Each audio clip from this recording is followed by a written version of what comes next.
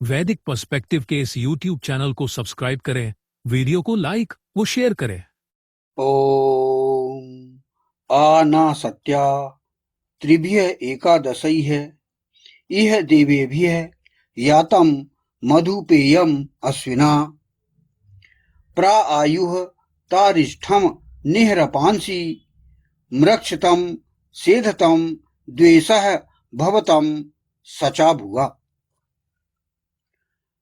आ जाओ जो असत्य नहीं है, 3 अर्थात त्रिसप्त, 11 अर्थात इंद्रियों सहित यहाँ दिव्यकर्म करने वालों के साथ माधुर्य के पान के लिए हे अश्विना पुरुष औरत युगल, प्रकृष्ट रूपेण आयु को पार करते हुए, निरंतर पापों को द्वेष को दूर करते हुए, साधना करते हुए, संयुक्त होते हुए। यह मंत्र ऋग्वेद के प्रथम मंडल के 34वें सूक्त का 11वां मंत्र है। फिर आप नशा बुरी आदतों से दूर रहें। तो ये आयुष्मान बनने के ये हम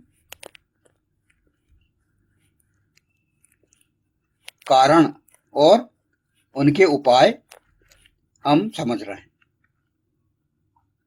फिर अच्छे कर्म और आचरण ये हमारे होना चाहिए। सत्कर्म हम करें हमेशा। इसीलिए सुकृत बनने की बात कही गई कि व्यक्ति अपनी इंद्रियों को वश में करे और सुकृत बने। ये बार बार इन भाष्यों में आपको मिलेगा। तो उसका सरल अर्थ वही है कि हम अच्छे कर्म करें, हम कभी कोई गलत काम ना करें, आचरण हमारे अच्छे हों। और शास्त्र कहते हैं कि धर्म से आयु बढ़ती है, धार्मिक कर्म करने से हमारी आयु बढ़ती है। हम हमेशा सत्य बोलें, सेवा करें, दान की प्रवृत्ति हमारी हो और दूसरों का सम्मान करें। नैतिकता हमारे अंदर हमेशा भरी रहे। तो ये अच्छे काम और आचरण के कुछ उपाय बताए गए हैं। फिर हम हमारे आसपास स्वच्छता रखें। स्वच्छता और प्रकृति से हम जुड़ाव बनाए रखें हमेशा। प्राकृतिक जीवन आयु बढ़ाता है। इसलिए ऋषि मुनि प्राचीन समय में वनों में रहते थे, आश्रमों में घास फूस के जो अपने गृह बना के और रहते थे, और आसपास प्राकृतिक वातावरण था, हरे भरे पेड़ और नदियां। तो इससे शुद्ध ऑक्सीजन मिलती थी, शुद्ध वायु मिलती थी, इससे वो दीर्घायु होते थे। तो इसलिए आज ये जो है कठिन हो गया है। आज के समय में शहरीकरण हो गया है, जंगल कटने लगे हैं, तो प्राकृतिक वातावरण आजकल सिर्फ आर्टिफिशियल होके ही रह गया है। इसीलिए हम प्रयास ये करें कि हम अपने घर के आसपास पेड़ पौधे लगाएं और थोड़ी बागवानी रखें, इससे हमें शुद्ध ऑक्सीजन मिलती रहे। क्योंकि ताजी हवा, धूप ये हमारे लिए अति आवश्यक है। इससे हमें विटामिन डी मिलता है। और समय समय पर आप अपना प्रकृति के साथ समय बिताएं। साल में 1 बार 2 बार आप हिल स्टेशन चले जाइए या प्रकृति के वातावरण में कुछ समय तक बिताइए अपने आप को। तो ये सब क्या है, आयुष्मान बनने के ये उपाय हम ज्ञात कर रहे हैं। फिर हर व्यक्ति अपना नियमित स्वास्थ्य की जांच कराए। कम से कम वर्ष में 1 बार आपकी संपूर्ण स्वास्थ्य की जांच होना आवश्यक है, जिससे हमें जब हम चेकअप कराते हैं तो उस चेकअप में कोई ऐसी बीमारी हो गई तो उसे हमें पता लग जाता है। और छोटी बीमारी भी हो तो उसको आप नजरअंदाज ना करें, उस पर आप विशेष ध्यान दें, डॉक्टरों की सलाह लें और अपने स्वास्थ्य का ध्यान रखें। तो कुल मिला के आयुष्मान बनने के लिए हम क्या करें? संतुलित आहार करें, हमारी नियमित दिनचर्या ये हमारी सही हो, हमारा मन शांत रहे, अच्छे कर्मों के करने की हमारी प्रवृत्ति हो। यही तो आयुष्मान जीवन है। आयु केवल वर्षों में नहीं बल्कि जीवन की गुणवत्ता, क्वालिटी ऑफ लाइफ से मापी जाती है। आप लंबा जीवन ना जी के बल्कि बड़ा जीवन जिए। इसलिए कहा गया है कि हमारा जीवन लंबा नहीं बल्कि बड़ा होना चाहिए।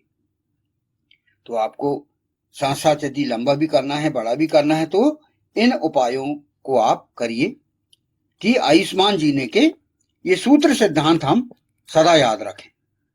संतुलित आहार, नियमित दिनचर्या, शांत मन, अच्छे कार्य, अच्छे कर्म बराबर आयुष्मान जीवन, ये एक सूत्र सिद्धांत हमने ज्ञात किए।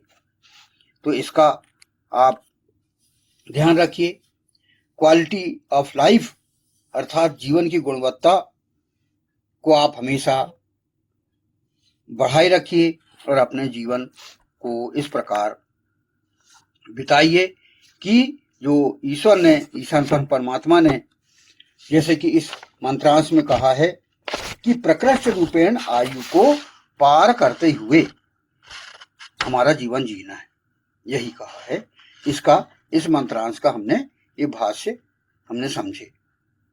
प्रा आयु है तारिष्ठम, इस विषय में हम समझ रहे थे और जो कि हमने इसको पूरा किया। इस एकादश मंत्र का अगला फुटनोट है, उसमें कहा गया है निरंतर पापों को, द्वेष को दूर करते हुए निह रपांसी मृक्षतम। निह अर्थात निरंतर, रपांसी अर्थात पापों को, मृक्षतम अर्थात दूर करते हुए।